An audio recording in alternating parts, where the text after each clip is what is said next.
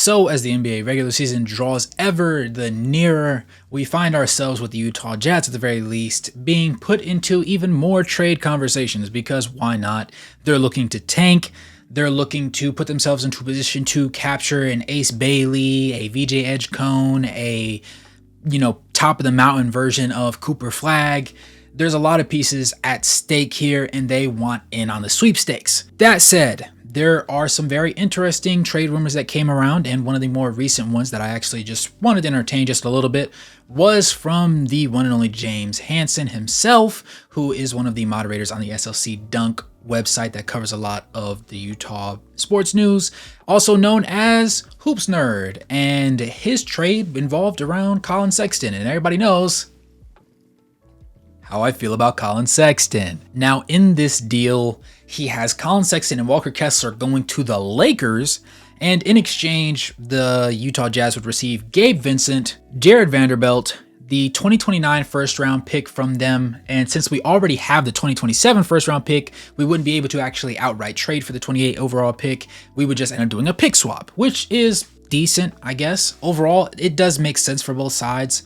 I don't love this deal, obviously, because I enjoy watching Collin Sexton alongside Lauri Markkanen in Utah. I think he was finally given a fair shake later on as the season went on. The last 51 games of the season, he was putting up some tremendous splits while also averaging about 25 points a game and then having a decent rebound and assist margin while also being less turnover prone than he's ever been in his career before, to the point where he put up stats over those 51 games that only 5 players across NBA history have ever put up over the length of an entire season, which is really about a 30-game difference depending on who those players were.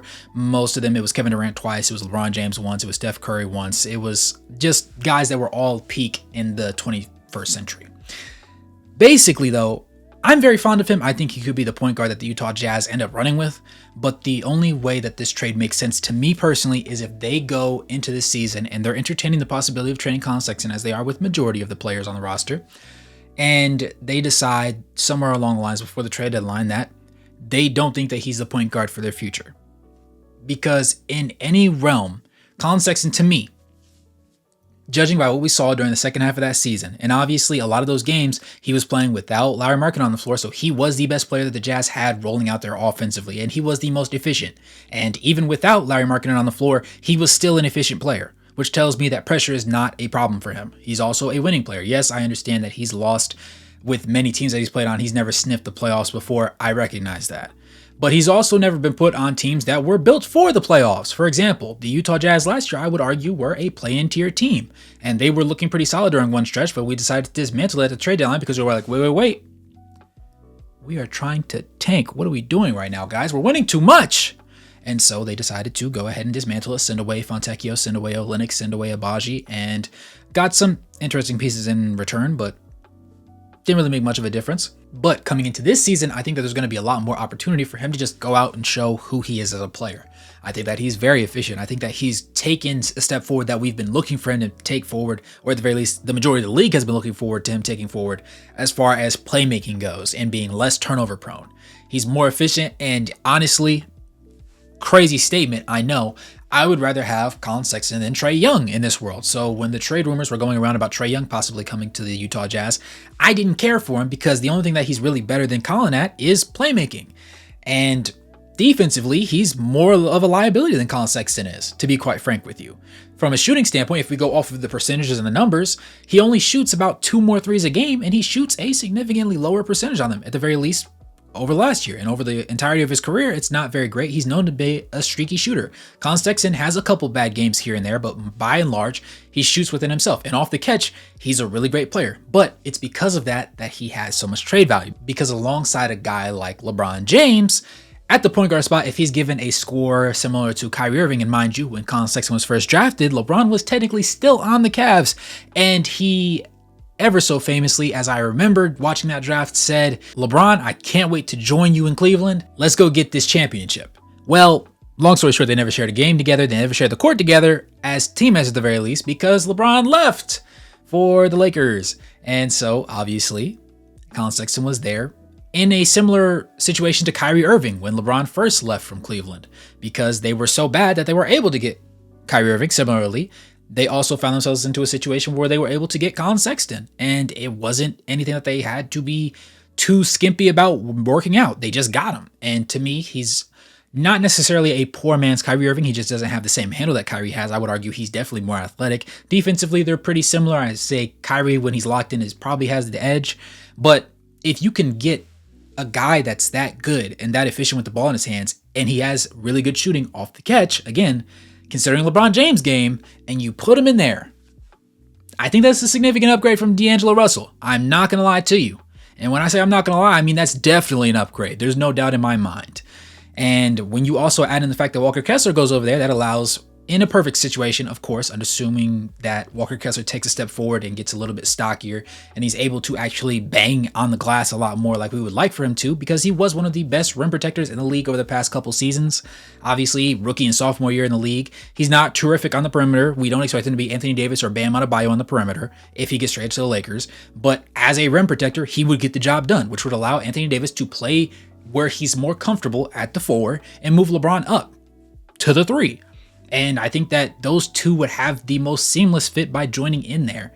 However, with the Utah Jazz, we get the short end of the stick, but when you take into account the fact that in my random, delusional world of things, this would only occur if they completely decide, you know what, Colin Sexton's a really good player, but he's just not our point guard of the future.